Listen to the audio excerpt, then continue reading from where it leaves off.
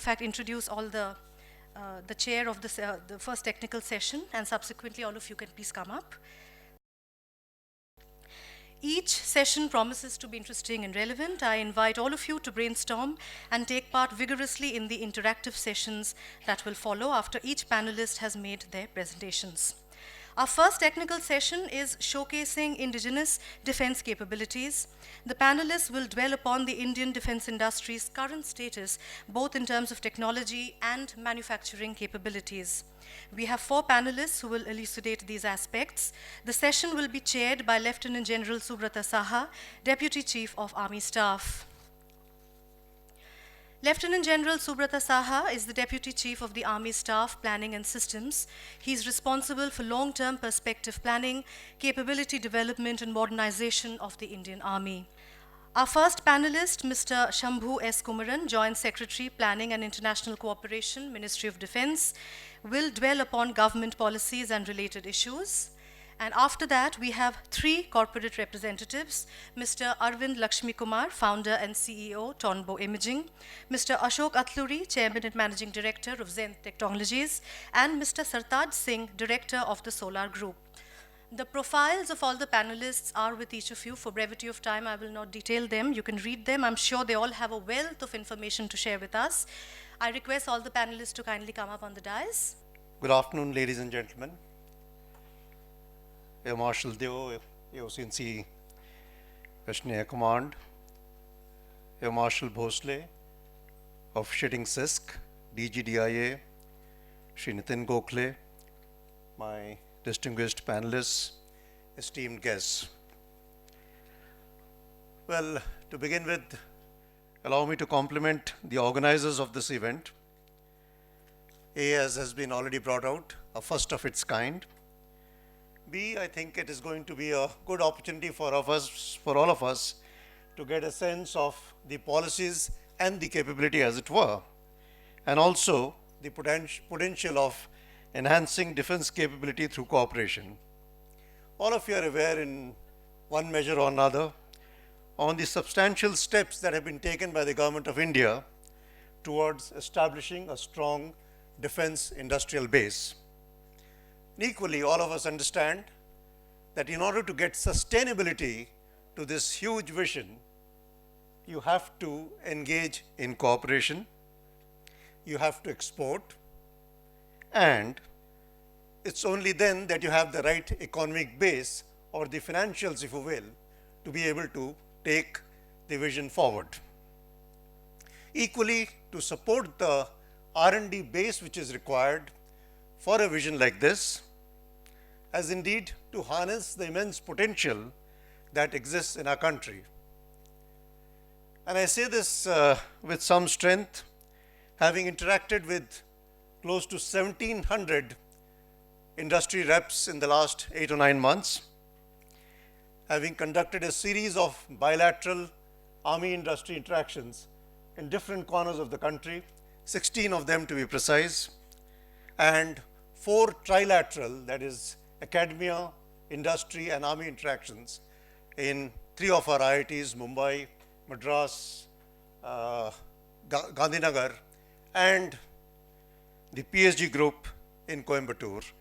I can say it with some confidence that there is tremendous talent, there is phenomenal enthusiasm, and even in real terms, which my panelists will highlight, there is a lot of capability already in the country when it comes to components, subsystems.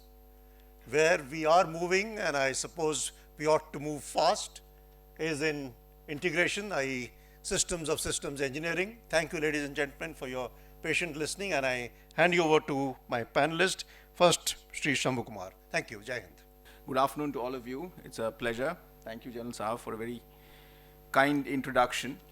And I've been, since Nitin asked me to come and say a few words about our defense cooperation, I've been wondering how that would fit into what is essentially an attempt to try and focus a little more specifically on our defense industrial capabilities, the development of those capabilities, and that thereby also enhance our overall defense preparedness. It must be said that there appears to be still several hills to climb before we have the degree of communication that is required between industry and those of us in the ministry to be able to communicate better with each other, so that industry can understand what expectations are there from policy, and those who make policy can also convey their perceptions, and at the end of the day our defense forces could also project their requirements. I thought the best thing that I could do was maybe to give a sense to all of you, give you a sense of what we are doing in terms of our defense diplomacy to start with, and then try and locate the specific theme that we are discussing today as a part of that broader framework. One of the pleasant things about working in the defense ministry in this particular job is that we find that actually our best foot forward in terms of defense diplomacy is our services. And we find that they've managed to, over a period of time, establish a very enviable reputation worldwide for their professional competence, their apolitical nature, their secular nature, and I think most importantly for their capabilities. And this provides us with an immediate sort of springboard to be engaging with other countries. So one of the most actively focused upon areas that we're looking at right now is how do we leverage the extraordinary reputation of the Indian Armed Forces to create more durable, dynamic, and lasting relationships with other countries as part of our broader defense diplomacy, as part of our broader diplomacy in general. The second element that is there, which I would like to highlight, is that for many years, India's defense diplomacy had a degree of, well, defensiveness may be a bit of a strong word, but there was a tentativeness about our defense diplomacy. This was at the, in some ways, we took a conscious decision, or perhaps it was not very conscious. That's maybe some of you can explain that better. But we did not put a lot of focus on export of weapon systems. We drew some lines that we would not want to cross. And currently, I think what we are trying to do is to revisit some of those assumptions. We continue to have the elements that defined our defense engagement in the past. They remain salient to the extent that you have defense industrial partnerships with major countries.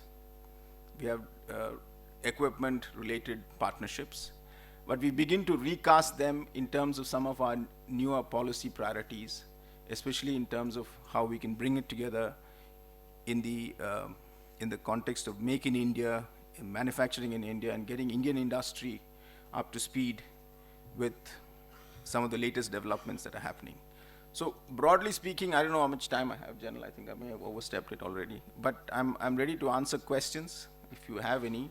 But I just thought I'll give you a set of ideas that could possibly frame this discussion about how we could showcase indigenous defense capabilities. This is an India that is on the move, an India that is willing to engage, including on defense, and an India that has a clear set of priorities about how it wants its defense engagement to be cast. And that is where the opportunity and the openings that come up for our international partners. So thank you very much for your attention. I'd really like to put it in perspective of how technology is evolving over the last 20 years and how is it affecting the defense industry. So to start with the background, right, you look at these three companies out here. You have Airbnb, you have Uber, which runs taxi, and you have Amazon. If you have to look at them and say, you know, what's really common to these three companies, which other companies have not been able to do. And one thing comes out is these are companies which have disrupted what a traditional manufacturing industry has done, right? Amazon completely rewrote how retail has been working for many years. Airbnb completely rewrote hospitality. and Uber essentially rewrote the old taxi system. So traditional infrastructure heavy, manufacturing heavy industries were disrupted by technology platforms. Defense, unfortunately, in the last 20-25 years is not really evolved at all, right? All the emphasis has been on how do I scale up manufacturing, how do I build products which are going to last 25 years. I mean, we don't know what's going to happen in the next 5 years in technology. Building products which last 25 years doesn't make sense in today's world, right? So the context of what I'm going to talk about is really how do you disrupt the defense industry, and what are the steps we as a company are taking to disrupt it, and how has it been helpful to us. When you think about defense industry prior to 2000, right? All these defense industries, whether it's Lockheed or Raytheon or BAE, everyone, they had to be vertically integrated because your consumer electronics ecosystem or your hardware was not powerful enough to drive what they needed in defense. So they had to build the complete ecosystem themselves. They had to design everything, own everything, and control everything. Today, that's not the case. So what our model is, we need to own the design, own the technology, control the supply chain, own the customer.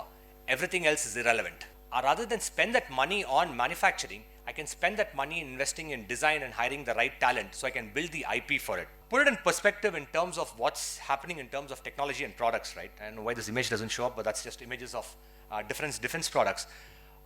30% by value, right? Whether you're buying a howitzer, you're buying a UAV, you're buying a battle tank, 30% by value is electro-optics, because your ability to really see the environment, understand what's happening around you and take control, that becomes very critical, right?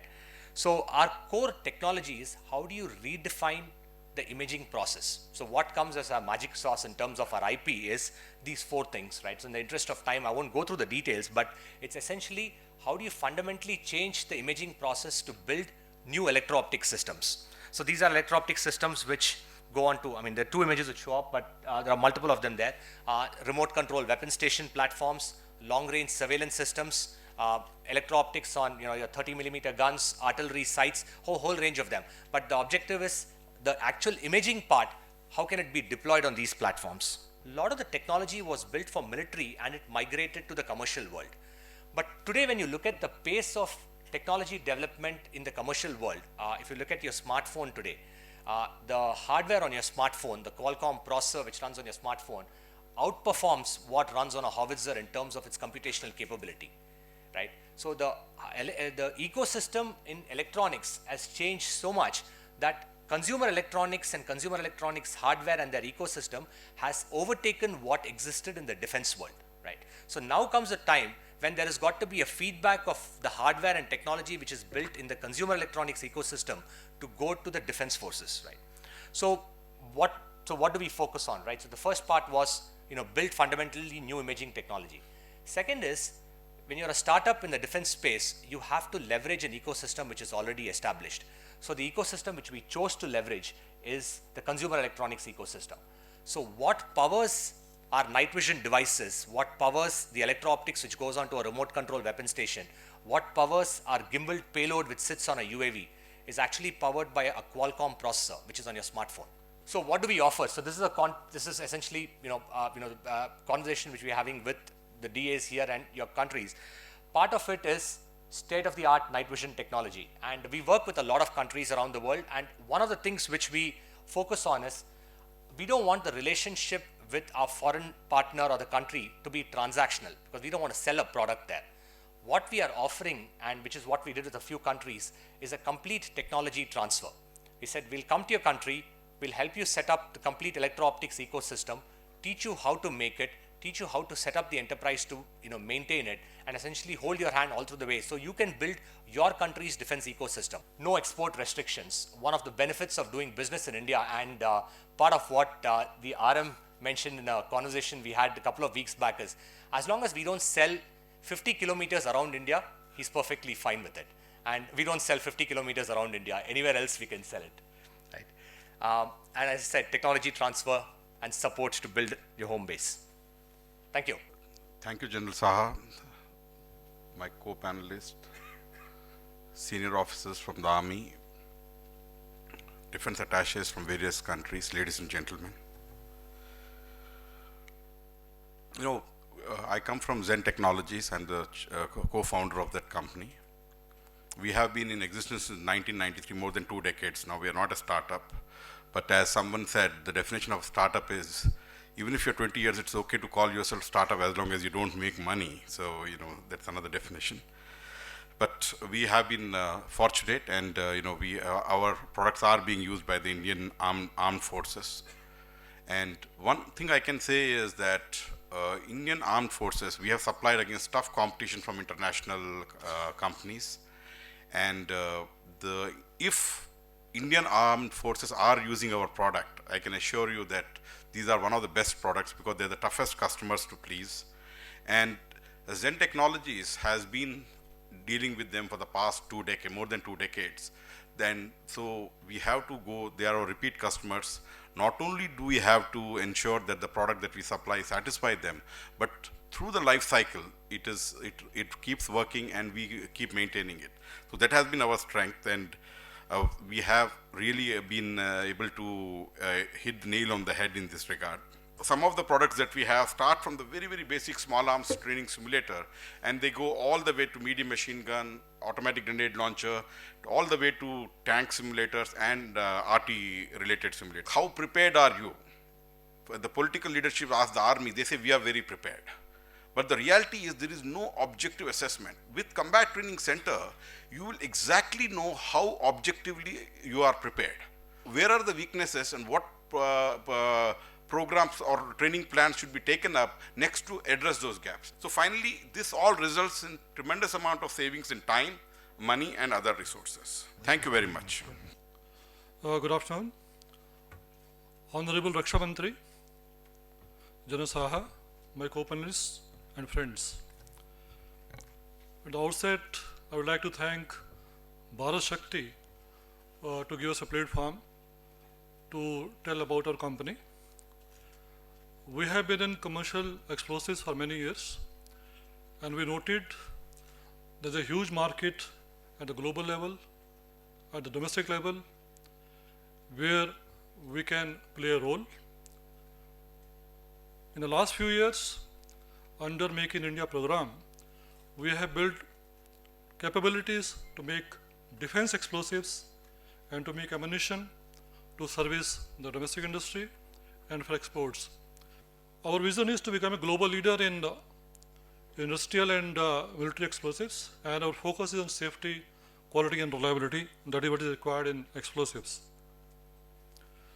We have a global presence. Not only in India, we have 17 manufacturing stations. We have 3 plants overseas. We have gone to defense explosives in a big way, and we knew that in the defense production, first you have to set up your shop, you have to set up your facilities. When you get noted by the domestic industry, by the customers in India and abroad, we have focused on that. We can do all kind of filling of fuses. We know that is important part of all ammunition, and we can carry out ammunition filling for maybe bombs, mines, whatever you name it. We have built these capabilities without waiting for orders. HMX has many applications in the country. It is used for Akash warheads, BrahMos, Milan, SR-SAM, 84mm Carl Gustav, UMA and Akhol for Invar and Concourse warheads, and HMX is going to be filled as a future explosive for glide bombs and air bombs and LR-SAM.